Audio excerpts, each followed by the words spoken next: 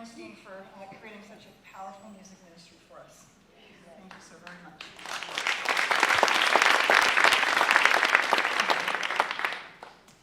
Yeah, I was sitting there listening to that thinking, okay, you guys could just like sing that 2 or 3 times, and I could just say to you, okay, listen, pay attention, and that would be good, wouldn't it? Yeah, but they pay me to talk, so.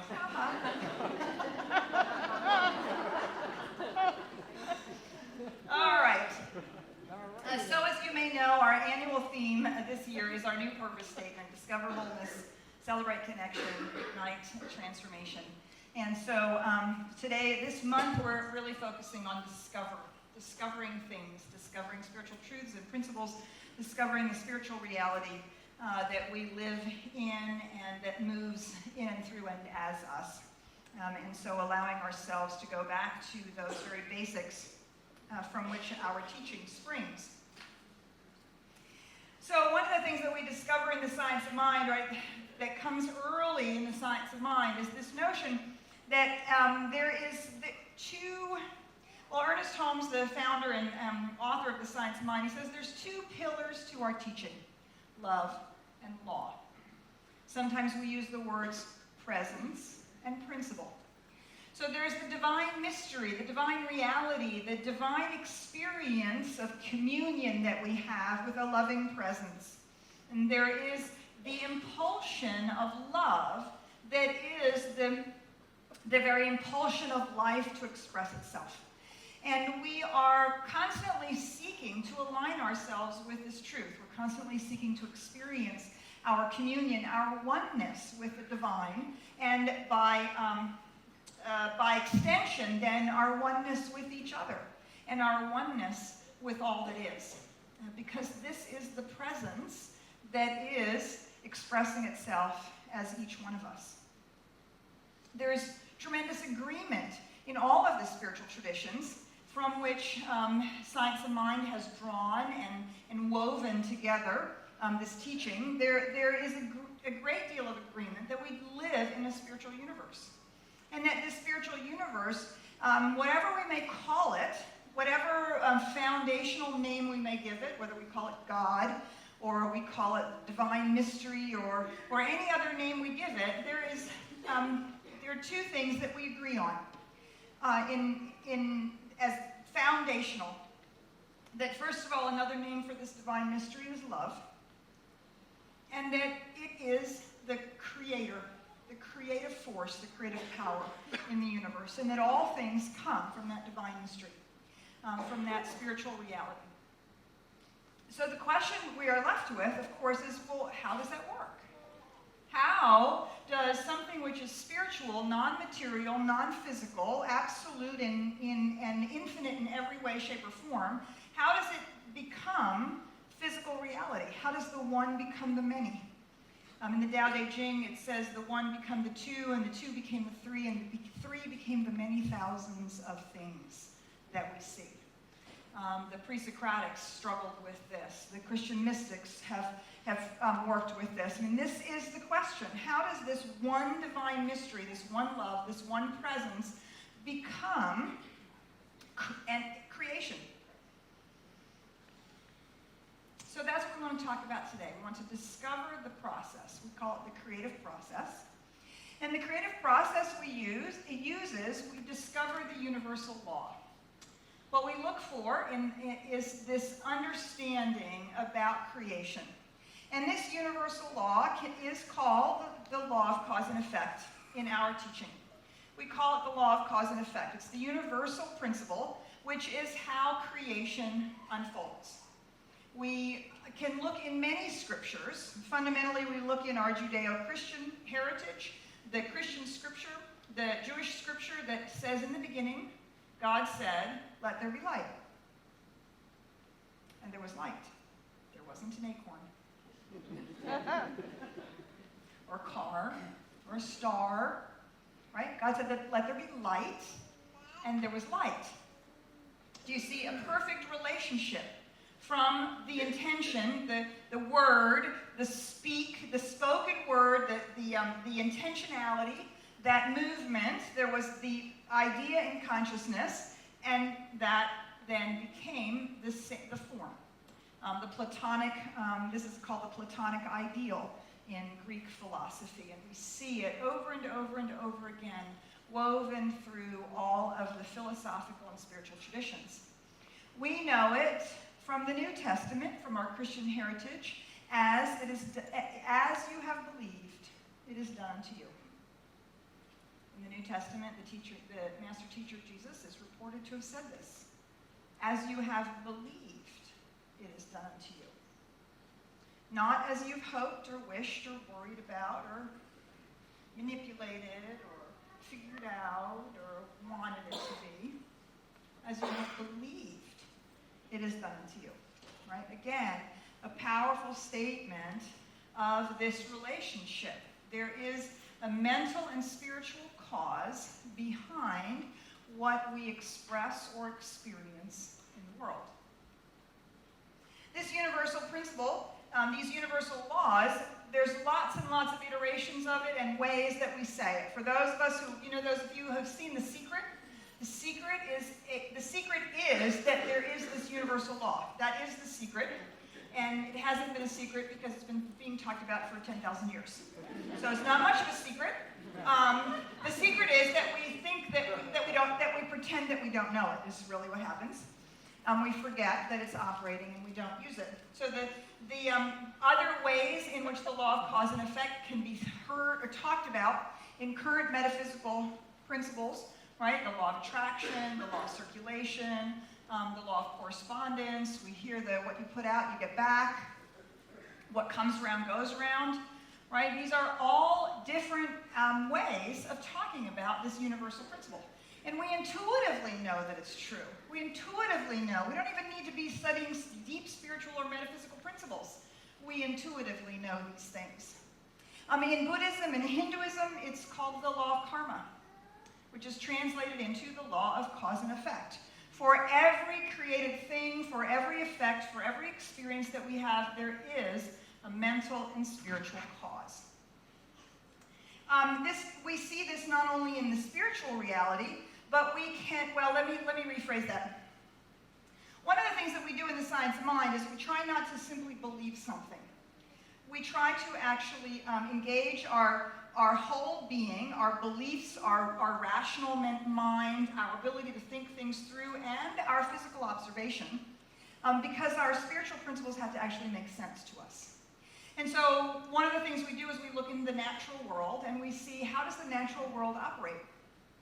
And we extrapolate from that if this physical world is an outpicturing of the universal presence of the divine mystery, right? And we are made in the image and likeness of God, and everything that was made out of the Creator, then the way that the natural world works, we can extrapolate from that, there's some spiritual truth there. As above, so below. As so below, as above. And so we look into the natural world. We have in science, we have the laws of cause and effect, laws of causality. For every action, there's an equal and opposite reaction. There's all kinds of ways in which this is iterated. In our jurisprudence, in our medical profession, there are conversations about the law of cause and effect, or causality. The principle of causality, this comes from medicine, is the postulate that every phenomenon has a cause or causes. That events do not occur at random, but in accordance with physical laws, so that in principle, causes can be found for each effect. Now that's in our medicine, and I think one of the things that's really interesting about that statement, which I think is very profound, is that it says cause or causes can be found for every effect. Sometimes I think when we approach this understanding of the law, one of the ways is that we talk ourselves out of using and understanding it is that we make a very simplistic one-to-one relationship. And we say to ourselves, well, my big toe hurts.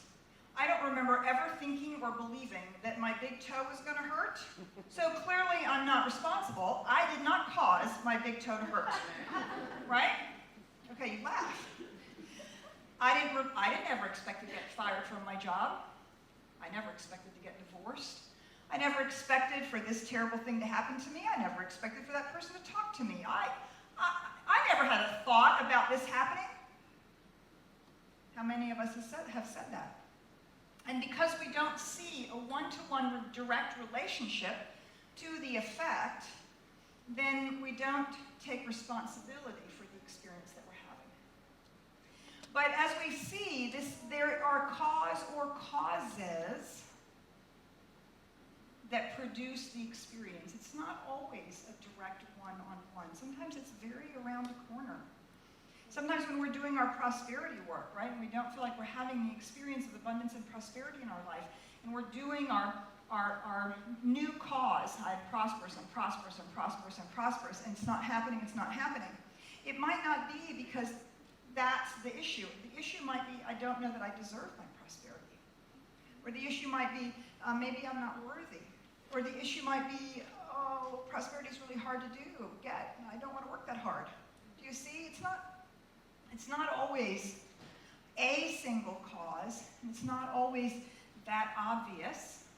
But what we know is for every effect, there is a cause, or causes that come together to outpicture our lives. Emerson says, as a man thinketh in his heart, so is he. And so is his experience. So if we go in this, the introductory chapters, that's what we use in January, for those of you who like to follow along. We're in chapters 2 and 3 today. The science of mind is written this way. The thing, then, being this universal presence, spirit, God, the Godhead, the divine mystery, whatever we want to call it, the thing then works for us by working through us and is us always.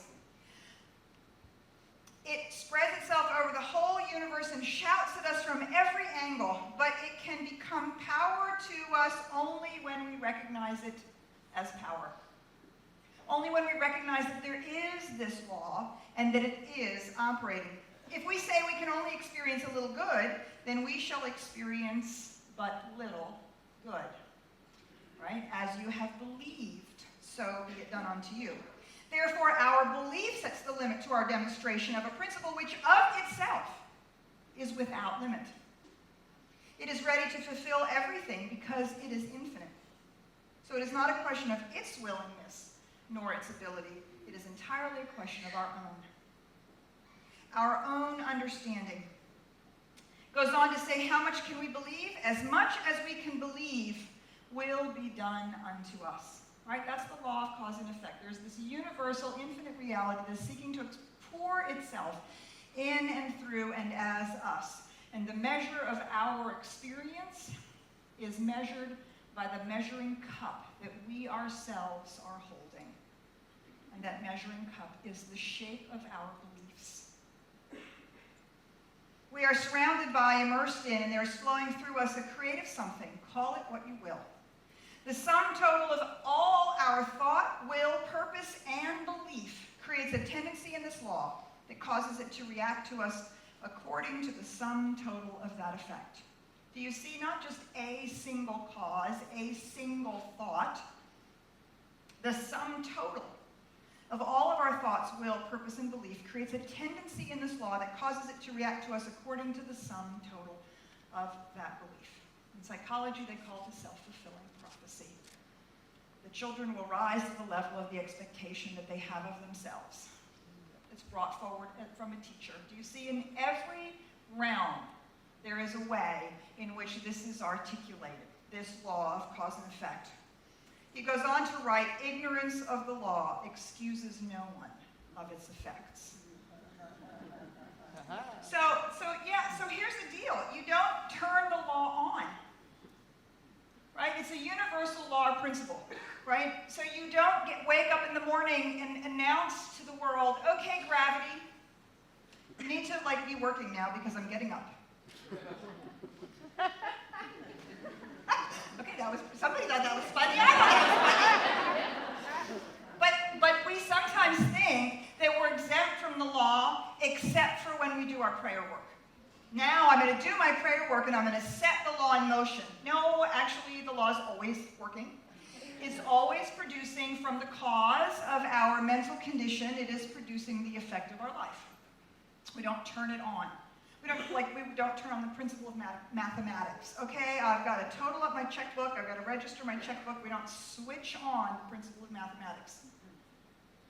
Right? 2 plus 2 is always 4, no matter who's doing it, no matter where they're doing it, no matter how they're doing it. 2 plus 2 is always 4 when you're balancing your checkbook. And we don't turn that on.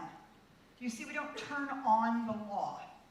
Ignorance of the fact that it's working in our life does not excuse us of the responsibility that we have to actually use this power and to use it for good in our own lives and to use it for the good of others, for those around us.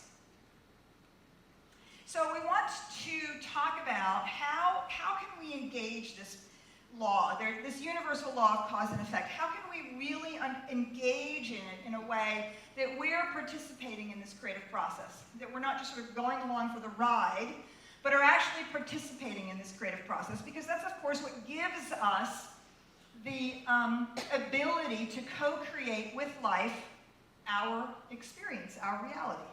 Right? We're co-creating with the law. The law is working. The law is working. What's our job? Our job is to pay attention to the cause. So Thomas Troward, who is one of the, what should we say, he's one of the founding fathers of metaphysics as a whole, from the early 1900s was writing, and he wrote this: resolve a thing into a thought, change the thought, and the law will automatically change the thing. Resolve the thing into a thought, change the thought, and the law will automatically change the thing. So let's talk about this for just a minute. Before we explore it, let's talk about some of these words, because they can really, they can mislead us. Probably before the 50s, maybe even before the 1940s, most metaphysicians and New Thought writers, when they were writing about these concepts, so many of the ideas were so newly being articulated that they chose the word thought to represent our causal opportunity, the way in which we are cause in our own lives. Thought. In the Bible, in Genesis, it said, and God spoke, and let there be light. He didn't say, God thought light. And yet somehow it's clear that there's something going on in our minds that is causal. Now, as I've been doing this reading and studying and researching, and you can see it in Ernest Holmes's writings and many of our more contemporary writings, there is a recognition that when the word thought is being used, we're not talking about a rational thought like, okay, I'm now going to have a thought. I think I will think love. Love. Love. That's a nice thought. Love. Okay, I'm bored already. Do you see? Sometimes when we hear the word thought, we have this idea that it's something very cerebral, left brain. Oh, there's so much more to us than that, and we sort of, poo-poo it, or we say, well, whatever. So what we want to really understand is that when these older writers are using the word thought, they're talking about something that I have termed a movement in consciousness. It's a movement in consciousness. That movement in consciousness may be a thought, a belief, a feeling, an attitude, an intention, something that moves in consciousness. And as we all know, sometimes our life is caused by our conscious intentions and thoughts and beliefs and attitudes, and sometimes it's caused by our subconscious thoughts and beliefs and attitudes. So this notion of thought doesn't even mean we're always conscious of it. So when we look at this idea here, change of thought, we want to have a much larger understanding of the word thought than just our left brain rational, I am now having a thought. Okay? It's a movement in consciousness. Now the same thing is true with the word thing. Sometimes we can get very focused in New Thought about the manipulation of the things in our life. I want a new car, and I want a new house, and I want a new job, and I want a new partner, and could we just fix fix my whole life all at once, please? Right? Could we just have all these things? And then we get all the things, and we realize, wait, maybe that wasn't it. So the term thing, we want to be careful that we don't assume that it means exclusively physical things. Right? The word thing implies anything in our life experience, our health and well-being, our joy, our prosperity, our money. It might be a piano, it might be a car. It might also be the way in which we give our gift to the world. It might be our purpose, our mission. It might be something very non-tangible. It might be an experience that we have. Do you see? So thing, we don't want to get hung up on that again, this is a much larger term. And so we might understand that thought is being used to mean cause. Our cause. Change the cause. Resolve the situation, effect, right? We're talking about the law of cause and effect. We could say resolve the effect into a cause, change the cause, and the law will automatically change the effect. That's what this statement says. The question is, how do we do that? How do we do that in our own lives? And that's why we start capturing, okay, what is cause in our own lives? Well, it is the sum total of our thoughts, beliefs, attitudes, tendencies that we are producing into effect. Or it's our conscious, intentional, spiritually motivated and grounded work that we do. Right? That's why we do prayer work. That's why we do affirmations. That's why we do spiritual mind treatment. That's why we do. That's why we go see our prayer practitioners. That's why we have people who do that work for us and with us, right? Because we know that trained thought is more powerful than untrained thought. So our conscious intention, our conscious setting of cause is how we begin to participate in this process. We begin to consciously work the law of cause and effect. So here's a way we can take a look at it and try to understand it. Right? We take the thing, the effect, the condition in our life, whatever it is, the circumstance, and we change it into a thought. What is the thought that I have behind this thing? And again, what is the sum total of my consciousness around this thing? It might be an old belief, it might be a false idea, it might be a past pattern, it might be fear or doubt or uncertainty, it might be confidence or yes, I can do this. What is the thought that's behind the thing? And so what we do is we create a new thought. Did you know that that's why they call it new thought? You laugh, okay? Can I just say that I didn't know this 5 years ago? I kept saying new thought. There's nothing new about this. It's ancient. How can you call it new thought? Okay, some of us are a little slower than others, you know. Okay, so you make a new thought, and the law automatically creates the new thing, right? Because the law is always working. The law is always working. We do not have to make the new thing happen.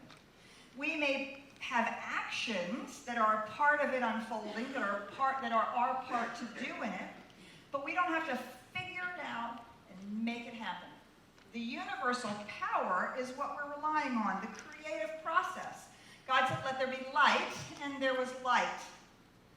Now, one of the things that when we look at this, we realize that cause and effect are two sides of the same coin, right? Thought and thing are two sides of the same coin.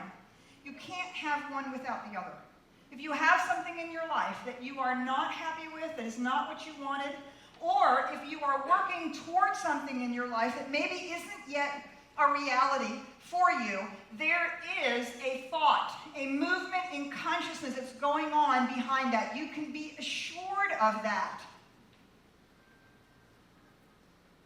So what we want to do is set a new thought, a new cause in motion. And when we set a new thought in motion, do you see the thing automatically takes care of itself? It automatically begins to change. How we can have an instantaneous healing, or we can have an effortless unfolding of the creation of a new business over the course of 5 or 10 years, where we go from nothing to being a multimillionaire. Do you see that time has no place in all of this? The law of cause and effect works automatically. This is one of the reasons why I become so obsessed and enamored by the analogy of the seed. The seed as the cause that we plant in our own lives. The seed that we plant in consciousness. Because it's not because we're all farmers or agrarian or because we, need to do parables like they did in the Bible. But there's something really, really powerful about getting a hold of the notion of a seed. If we think about a seed, an oak seed, an acorn, and you plant it into the ground, given healthy circumstances, you can walk away, and what will happen? The seed will grow. Inherent in the seed is the desire for it to become the tree. We don't have to make that happen. We don't have to force it. We don't have to coax it. We don't have to beg and plead for it to become that. Inherent in the seed, in its germination process, is the vibrancy and the aliveness for it to grow. It absolutely knows how to grow from an acorn into an oak tree. There's no instruction manual required. Doesn't need to go to therapy to talk about, the mother tree. Right? None of that stuff. Inherent in the seed is everything that it needs to know to become this beautiful oak tree. And it knows exactly what it needs from the soil and in the wind and the air. It knows how to draw exactly to it what it needs to become that beautiful oak tree. Do you see? All of that is inherent in the seed. The answer to our prayers is inherent in the prayer that we do. Because it is inherent in the cause, the new thought that we have. The answer to the prayer, the outcome. That is where our faith comes in. Do you see? We have faith that the law works, that it's always working. It's never not working. We never have to turn it on. We never have to ask for it to work. We know, beyond a shadow of a doubt, that if we plant a healthy seed in a healthy soil, it will grow. And it will grow into itself. We don't plant an acorn and get a Cadillac. Darn. Darn. Yeah, well, and how many of us are planting feelings of financial fear and wishing and expecting a prosperous demonstration? It can't happen. Right? Cause and effect are in a completely perfect relationship. God said, let there be light, and there was light. The law operates automatically, impersonally. It always says yes. The law doesn't refuse the seed, right? The soil doesn't spit the acorn out and say, oh, no, you can't plant an acorn here. No acorns here today. The law always says yes. It always knows how to create, do, or become the outpicturing of the cause. That is what we trust. That's what we trust. That's what it means to have faith. We have faith in this process, that we have set a new cause in motion. We've set a new thought in motion, and we have faith that the law is operating. And then the thing changes on its own, and we don't have to manipulate the process. So what we seek to do then, do you see, is we seek to negate the old thought by placing in a new thought. Now, as I said, this thought can be an old pattern, a past belief, something that we're dragging in from our past. Some of you know this story. This is an old story from my own experience. When I was first a minister here in the late 90s, When I was first a minister here, our community was growing, and then it would stop growing, and then it would grow a little bit, and then it would stop growing. And it felt like it hit the ceiling, like we could never get past 75 or 80 people. And I remember doing a lot of personal work on that. So what's in it in my consciousness is keeping us from growing beyond that. And I did a lot of work and a lot of process about it. And I realized that because I have been an introvert, that it was very scary to me to have to deal with more than that many people on a Sunday morning. I was really afraid that I couldn't do it, and that I wouldn't have what it took to be the minister of a larger community. You see, so that belief was lodged back there in my consciousness, and so that's what kept being expressed. Well, the minute that I revealed that thought to myself and went, well, that's silly. God's present right where I am. God's infinite. God can handle an infinite number of people. And now, now I love my hugs, and I love all the people, and I've spoken to thousands of people. And it's a completely different experience, do you see? Because I've identified that belief, that movement in consciousness, that attitude that was holding me back, changed that, and my experience changed. Now, sometimes it's not an old thought or an old belief. Sometimes it's simply a habitual way of thinking, or maybe not even a habitual way of thinking. Maybe it's just fear or doubt or uncertainty that causes that is the cause of our experience, or that we need to really focus on to move forward. So another example that many of you have heard: when I moved down here in 1993, I had an 18-month-old son. And at about a year, he was about a year old when I decided that I needed to leave Washington, and I wanted to come to Dallas-Fort Worth. My parents had moved here, my mother had moved here, and I wanted her help in raising my son. I was getting divorced, and I wanted to take my son out of state. And in January, his father said, no, you can't do that. Absolutely will not permit it. I refuse. Well, I did a lot of prayer about it, I did a lot of work around it, and I knew that going and living with my mother for a few years was really the thing for me to do. I was living in my cabin in the woods. It was not financially maintaining our household, and I wanted to help with taking care of Jason. So I really, really felt led to move. And each time I would do that, I would hear, but no, you can't go. And, of course, I could have been a victim of that. He's doing that to me, right? That's what we do. Somebody else's choice. I'm a victim of that choice. So I either have the option of being stuck with what I'm experiencing, or what can I do? I can plant a new seed. I can intentionally plant a new thought. And so my new thought was, this is going to work out. I don't know how, but the universal law of cause and effect, it knows how to take a seed and grow it into an oak tree. Surely it knows how to handle this in my life. So I'm going to trust that process. So I'm going to plant my seed. I am moving to the Dallas-Fort Worth area. Now, I couldn't believe that it could be done in 3 weeks. And I didn't want it to take a year. So I negotiated with myself to find something that I could believe. July 17th. I could believe that by July 17th, somehow the universe could have rearranged the molecules, the law could have rearranged the molecules of the universe so that I could be divorced and be allowed to take Jason to Texas. You see, I had to find something that I could believe.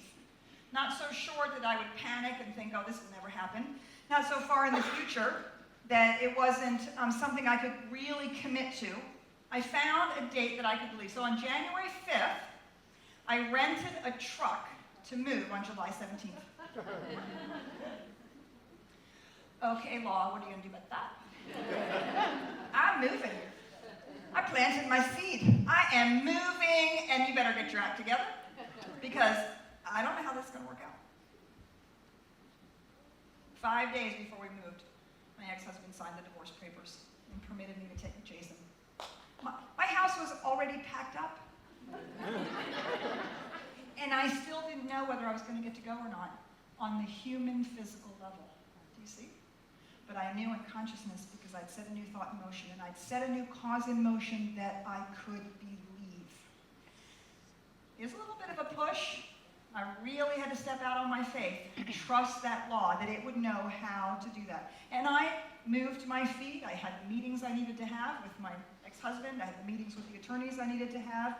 I never permitted myself to doubt or to be angry or to be a victim or to blame. I simply knew that I simply knew that I was moving.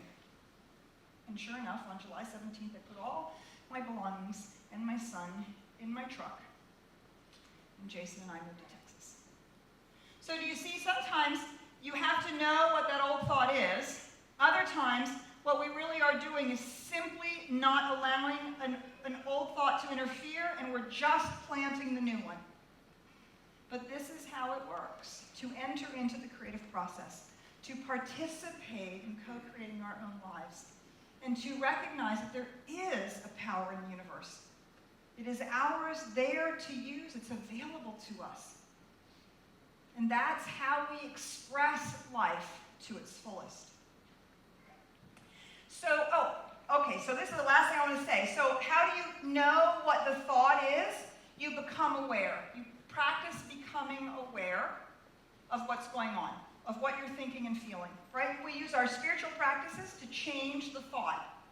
We pray, we meditate, we do affirmations, we go to practitioners, we read books, we take classes, anything that will help us get off the old track and onto the new one, to set that new cause in motion, to bring that new thought forward. And you see, when we do those things, the law takes care of the demonstration. We never have to manipulate conditions. We never have to manipulate the conditions. Figure it out, work it out, do all those things that we try to manage. If only they would do what I said they would do, we'd be all right. Right? All that stuff that we do. All right, so this week, I invite you to notice what causes you are setting into motion with your thoughts, attitudes, and beliefs. Right? Become spiritually aware. Continue to practice spiritual awareness. Notice what causes you are setting in motion. Apply your spiritual tools to create new cause, new thoughts, new beliefs, new attitudes. Use your spiritual tools. And finally, expect changes. Expect a demonstration. Expect the plant to grow. Right? Your expectation is like the water and the sunlight and the food that a plant needs for it to grow. That's your positive expectation, that the law is working and that it is manifesting and demonstrating your cause, your idea. I invite you to explore this by taking classes. You know, I can do a brief thing here on a Sunday morning and remind you of how this works, but this is why we have a huge education system. This is why we have foundations classes and all of the classes that we have here, because it reminds us to do this work. And it keeps us focused on the new thought. If you haven't taken a class in a while, I would encourage that you take at least one class a year, because you're reminded of this, and we work it and work it and work it. And we keep ourselves focused on the new thought rather than slipping back into the old habits. Use all of the support that's available to you here, with other places, other people, online, our practitioners, your friends, books, right? It's all in service to engaging consciously in this process. There is a power for good in the universe, and you can use it. You can use it for good in your life. Let us pray.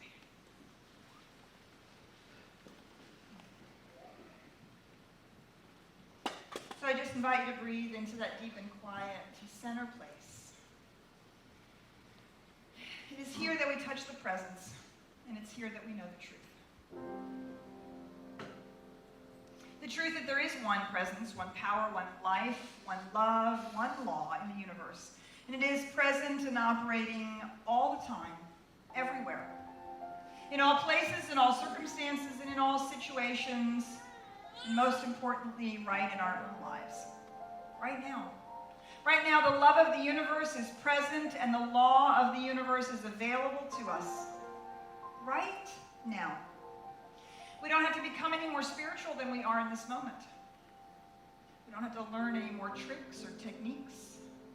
We can simply begin using it. So this morning, I affirm and declare for each one of us that we make the choice to set a new cause in motion, to have a new thought about our life, about a particular situation or circumstance, a thought about healing, a thought about wellness, a thought about prosperity and abundance, a thought about deserving, a thought about expressing our gift, a new cause we set in motion. And as we do so, we know, we trust, we have faith that the universal power and principle is taking that new thought and already beginning to unfold it in our life. Right now. Right now. For these truths, I'm so grateful. I'm so grateful for this faith. I'm so grateful that I know that this is true. I'm so grateful that we can stand on this truth and declare the healing and know that it is done as we believe. I accept it, I expect it, and I call it good. Letting it be, we release it now together by saying, and so it is.